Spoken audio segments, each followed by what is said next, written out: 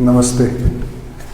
ठाकुर माँ स्वामी जी के चरणों में वंदना करते हुए उपस्थित आप सभी दिव्य आत्माओं को मेरा नमन।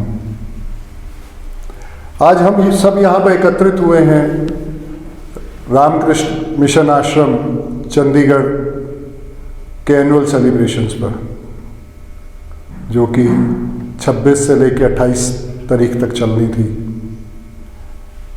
पर कोविड के मद्देनजर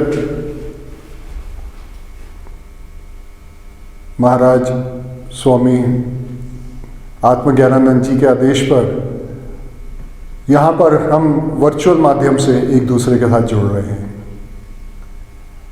आज भगवान श्री रामकृष्ण के ऊपर चर्चा करने का दिन है और उसमें मेरा ये सौभाग्य है कि मैं प्रथम वक्ता हूँ।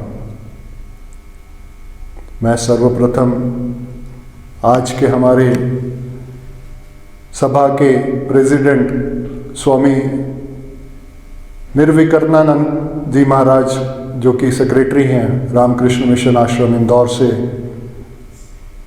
उनको प्रणाम करता हूँ। मैं नमन करता हूँ श्री पंडित पुष्पेन दे जी, जो कि सरोद मैस्त्रो हैं और कोलकाता से हैं, उनको मेरी नमस्ते। मैं प्रणाम करता हूँ हमारे रामकृष्ण मिशन आश्रम चंडीगढ़ के स्वामी आत्मज्ञानानंद जी, जो कि सचिव हैं, उनको मेरा प्रणाम। आज जैसा कि मैंने आपके साथ साझा किया कि भगवान श्री रामकृष्ण के ऊपर मुझे अपना वक्तव्य देना है। ओम स्थापकाय च धर्मस्य सर्वधर्म स्वरूपिणे अवतार वरिष्ठाय रामकृष्णाय ते नमः। सर्वधर्म और विभिन्न मतों के बीच में भाईचारे की चर्चा विभिन्न देशों के प्रतिनिधियों में जो हुई थी, उसका एक व्यक्तित्व उदाहरण इस शहर में रहा था। ये वाक्य थे स्वामी विवेकानंद जी के, जब विश्व धर्म सम्मेलन के बाद वो आए और कलकत्ता में एक सभा के अंदर उन्होंने संबोधित किया, क्योंकि उनका कहना था उस व्यक्ति ने जो इस शहर में था, जिसका पूर्ण जीवन धर्म संसद के रूप में था। लॉर्ड, एक और वक्तव्य यहाँ साझा करना चाहूँगा। लॉर्ड मैकाले ने 2 फरवरी 1835 को ब्रिटिश संसद में एक कुटिल बात कही थी कि यदि हमें भारत पर राज्य करना है तो उसकी आध्यात्मिक व उसकी सांस्कृतिक परंपराओं को तोड़ना होगा। जहाँ एक और ऐसा कुटिल विचार आया तो वहीं दूसरी जगह कुछ हुआ, जिसको कि श्रीमद् भगवद गीता में कहा गया है, यदा यदा ही धर्मस्य ग्लानिर्भवति भारत अभ्युत्थानम अधर्मस्य तदात्मानं सृजाम्यहम् परित्राणाय साधूनां विनाशाय च दुष्कृतां धर्म संस्थापनार्थाय संभवामि युगे युगे। अर्थात जब जब धर्म की हानि होती है तब भारतवर्ष में अवतार पुरुष जन्म लेते हैं। जब 1 और 2 फरवरी 1835 को भारत की संस्कृति को तोड़ने का विचार हो रहा था, वहीं गया में गदाधर भगवान विष्णु द्वारा स्वप्न में जाकर एक दंपत्ति को कहना कि मैं तुम्हारे घर पुत्र रूप में जन्म लूंगा। 18 फरवरी 1836 को खुदीराम चट्टोपाध्याय व चंद्रामणि देवी के यहाँ एक बालक ने जन्म लिया, जिसका नाम गदाधर रखा गया। यह बालक गदाधर का अभिभार्व हुआ। यही बालक बाद में श्री रामकृष्ण परमहंस के नाम से विख्यात हुआ। प्रकृति की यह अद्भुत रहस्य है कि किस प्रकार एक से एक कड़ी जुड़ी हुई है। जब जो कुछ चाहिए, होना चाहिए, प्रकृति उसके लिए रास्ता खोल देती है। 5 वर्ष तक लगते लगते बालक गदाधर को गांव की पाठशाला में भेजा गया, किंतु उन्हें इसमें अधिक रुचि नहीं थी। बालक गदाधर बहुत ही स्मृतिधर थे। वो जो भी बातें सुनते थे उसे अक्सर जल्दी से याद कर लिया करते थे। नित्य नई रचनात्मकता, अनुकरणशीलता, देवी देवताओं की मूर्तियां गढ़ना आदि उन्हें विशेष उनका इच्छा रहती थी। वे अक्सर आध्यात्मिक भाव में मग्न हो जाया करते थे। जैसी चाह वैसी ही राह होती है, वैसी ही प्रकृति राह बना देती है। पिता के देहांत के बाद वे अपने भाई राम कुमार के साथ दक्षिणेश्वर में काली मां के मंदिर में पूजा पाठ का कार्य करने लगे, किंतु वे नित्य कर्मों से ज्यादा अधिकतर समाधिस्थ स्थिति में पाए जाते थे। इतना गहन था उनका भक्ति भाव। इसका समर्थन किया रानी रासमणी के दामाद माथुर बाबू ने। वे इनकी दिव्य आध्यात्मिकता पहचान गए थे और उसको पूरा करने में उनका सहयोग किया करते थे। श्री रामकृष्ण ने अपने गुरु एक नागा साधु बाबा तोतापुरी के माध्यम से उच्चतम आध्यात्मिक अनुभव प्राप्त किए। जिस सिद्धि को पाने में तोतापुरी जी कहते थे मुझे 40 वर्ष लग गए, उसको इस गदाधर ने केवल 3 दिन में ही प्राप्त कर लिया। उन्होंने ही गदाधर से उनका नाम श्री रामकृष्ण रखा। जैसा कि हम सब जानते हैं और कहते हैं कि प्रत्येक सफल व्यक्ति के पीछे नारी की भूमिका होती है। मैं यहाँ पर आपको जोड़ना चाहूँगा कि रानी रासमणी द्वारा दक्षिणेश्वर में काली मंदिर की स्थापना व श्री रामकृष्ण का वहाँ पर पुजारी रूप में कार्य करना, रानी द्वारा उनके आध्यात्मिक उत्कृष्टता को समझना, और फिर भैरवी ब्रह्मानी ने गुरु रूप में तांत्रिक शिक्षा को सिखाया, और जब भी कभी वास्तविकता में इन पर सवाल उठे तो उन्हें सुलझाया, उनके आलोचकों को हराया। इसके साथ दूसरी ओर मां शारदामणि का पत्नी रूप में इनके जीवन में आना और इनके भक्ति पथ में हस्तक्षेप न करके उसे और विस्तारित करना, सभी विधान द्वारा ही लिखा गया। तभी तो कहा जाता है कि प्रकृति भी अपना कार्य कराने के लिए शिव और शक्ति को साथ चलाती है। इसका यह कलयुग में जीवंत उदाहरण है। संयोग प्रकृति द्वारा ही बनते हैं। तभी तो एक महान गुरु से एक महान शिष्य का परिचय देने वाला कौन था? एक अंग्रेज शिक्षक विलियम हेस्टी, जिन्होंने विलियम वर्ड्सवर्थ की कविता में आए समाधि शब्द की व्याख्या जानने के लिए ठाकुर का संदर्भ दिया, क्योंकि हेस्टी पहचान गए थे कि नरेंद्र की आंखों में ईश्वर प्राप्ति की लगन थी। ठाकुर की अलौकिक व्यवहार, दिव्य भावावेश और दृढ़ अनुराग को अन्य पुजारियों ने नहीं समझा, क्योंकि यह भक्ति की परम सीमा थी। उनको काली मां पर असीम श्रद्धा थी। वे नित्य उनकी सेवा में लग जाया करते थे, क्योंकि ठाकुर कहते थे कि प्रकृति से दूर जाकर व्याधि उत्पन्न होती है। जीव ईश्वर से कट जाए तो वे समर्थ खो देता है। श्री रामकृष्ण ने सहज रूप में ही अपनी तन्मयता व समर्पण भाव से मां काली की आराधना की। उन्होंने मां काली की प्रतिमा से पूछा, तुम केवल पत्थर हो या सच की मां हो? तब उन्हें अनुभव हुआ और मां ने उन्हें दर्शन दिए। उसके बाद वे दक्षिणेश्वर मंदिर की छत पर जाकर चढ़े और जोर जोर से चिल्लाए, कहाँ हो तुम? इन विषय लोगों की बातें सुनकर मेरे कान जल रहे हैं। इस वाणी का प्रभाव यह हुआ कि उनके पीछे बहुत से शिष्य आने लगे, क्योंकि ठाकुर ने जो प्राप्त किया था वो अपने तक सीमित नहीं रखना चाहते थे, वह औरों को भी बांटना चाहते थे। ठाकुर ने नर सेवा, नारायण सेवा पर बहुत बल दिया। उनके अनुसार मानव सेवा ही प्रभु सेवा है।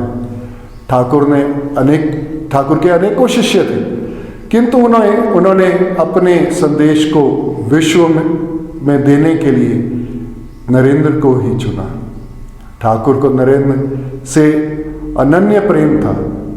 एक बार उन्हें बाहर गांव जाना था। वे तांगे पर बैठने लगे कि किसी ने आकर बोला कि नरेंद्र आया है। तो वो झट से तांगे से उतरकर नरेंद्र से मिलने चले, और क्योंकि वो जानते थे कि एक शिष्य की जिज्ञासु मन एक और दूसरी ओर गुरु के पास ज्ञान का अद्भुत सागर, दोनों को एक दूसरे की प्यास बुझाने के लिए तत्पर थे। इस घटना का पता चलता है कि कितने केंद्रित शिक्षक थे श्री रामकृष्ण, जो नरेंद्र के आने को व्यर्थ नहीं जाने देना चाहते थे। वह उसे कुछ ना कुछ देकर ही हमेशा भेजा करते थे। शिष्य को अपने लक्ष्य तक पहुंचाना, यह भी कार्य गुरु का ही दायित्व होता है।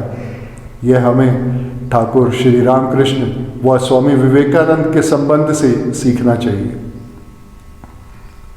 जब स्वामी विवेकानंद ने एक बार निर्विकल्प समाधि की इच्छा जाहिर की, तब श्री रामकृष्ण गुस्से में बिफर पड़े और उन्होंने बताया कि उसका जन्म किसी विशेष लक्ष्य के लिए हुआ है, युग परिवर्तन के लिए हुआ है।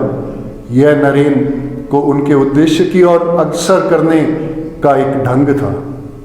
स्वामी विवेकानंद भी श्री रामकृष्ण से बहुत प्रेम करते थे। एक बार उनसे किसी ने पूछा कि श्री रामकृष्ण क्या है, तो स्वामी जी बोले, लव पर्सोनिफाइड, यानी प्रेम के सराबोर। अगर श्री रामकृष्ण की इच्छा हो तो वह हजार हजार विवेकानंद पैदा कर सकते हैं। उन्होंने कहा, जो भी मैं बोलता हूं यह सब ठाकुर से सीखा है।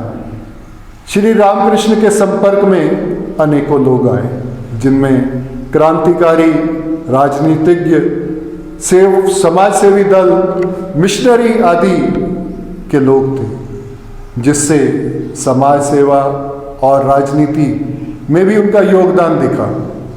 समाज सेवी संस्थाओं में रामकृष्ण मिशन, आर्य समाज, देव समाज, कांग्रेस सेवा दल, राष्ट्रीय स्वयं सेवक आदि सभी इनसे प्रेरित हुए। इसी प्रकार ठाकुर ने स्वामी विवेकानंद के माध्यम से समाज सेवा और राष्ट्र उत्थान में बहुत बड़ा योगदान दिया। स्वामी विवेकानंद की जीवनी लिखने वालों ने यह भी लिखा कि यह प्रश्न कि आपने ईश्वर को देखा है, यह वास्तव में प्रश्न नहीं था। यह दो विचारधाराओं का मिलने वाला एक वृक्ष था, जिससे एक और वैज्ञानिक तर्क था और दूसरी ओर पूर्ण विश्वास था। यहाँ से एक नए युग की शुरुआत हुई, जहाँ एक तरफ जिज्ञासा और दूसरी तरफ अनुभूति ने जन्म लिया। ठाकुर कहते हैं कि इस युग में भक्ति ही एकमात्र उपाय है।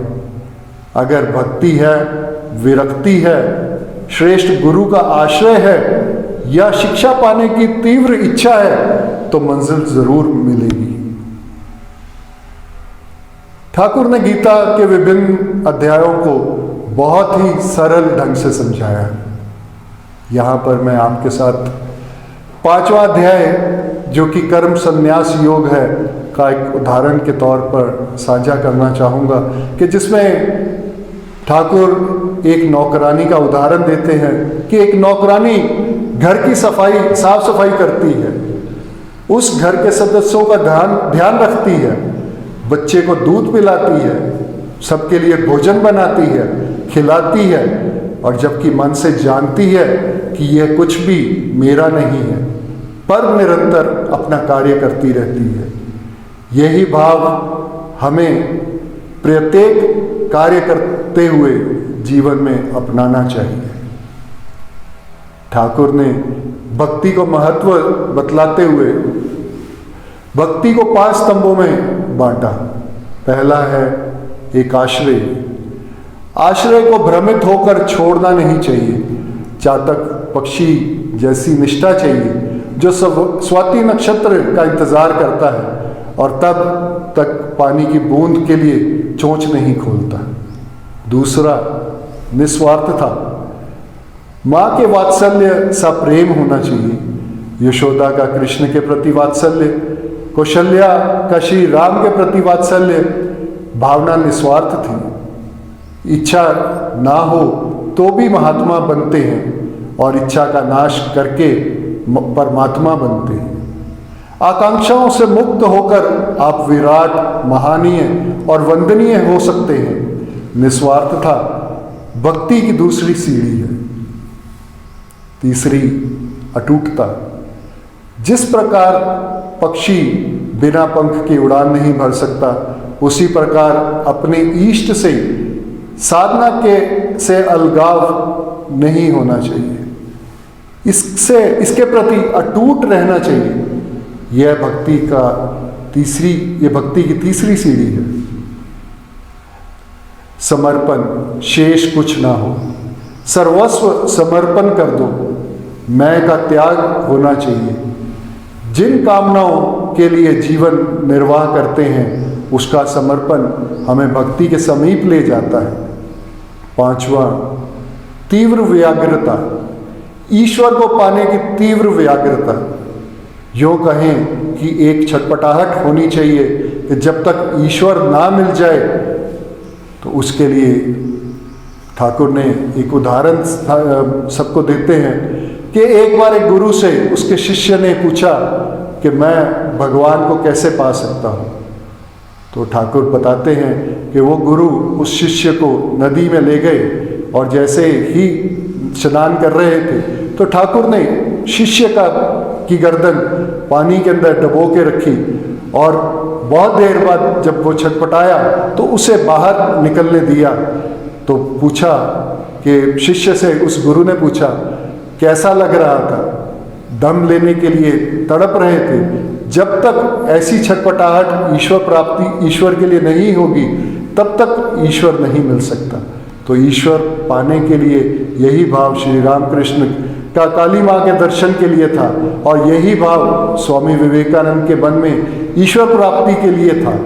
तभी ठाकुर ने एक गुरु बनकर उनकी यह ज्ञान पिपासा को शांत किया एवं स्वामी विवेकानंद ने समर्पित भाव से उसे ग्रहण किया।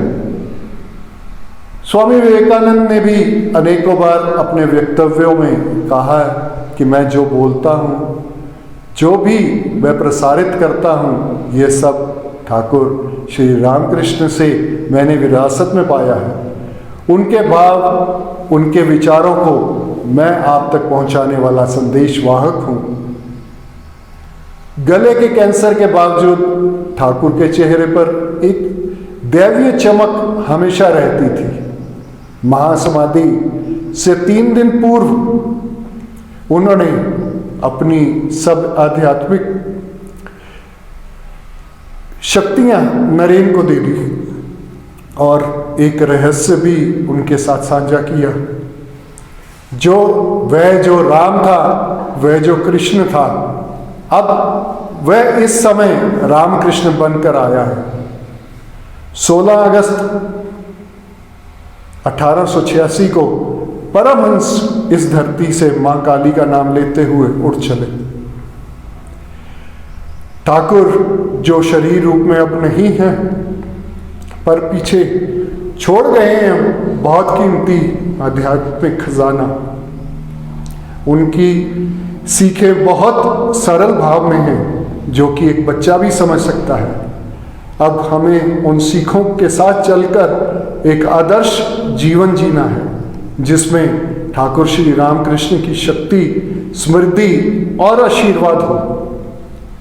अंत में मैं युग नायक स्वामी विवेकानंद द्वारा श्री रामकृष्ण परमहंस को समर्पित मंत्र के साथ अपनी वाणी को विराम देता हूँ, जिसका अर्थ है धर्म में प्रतिष्ठित, सर्वधर्म स्वरूप, सभी अवतारों में श्रेष्ठ श्री रामकृष्ण, तुम्हें प्रणाम, तुम्हें प्रणाम। धन्यवाद।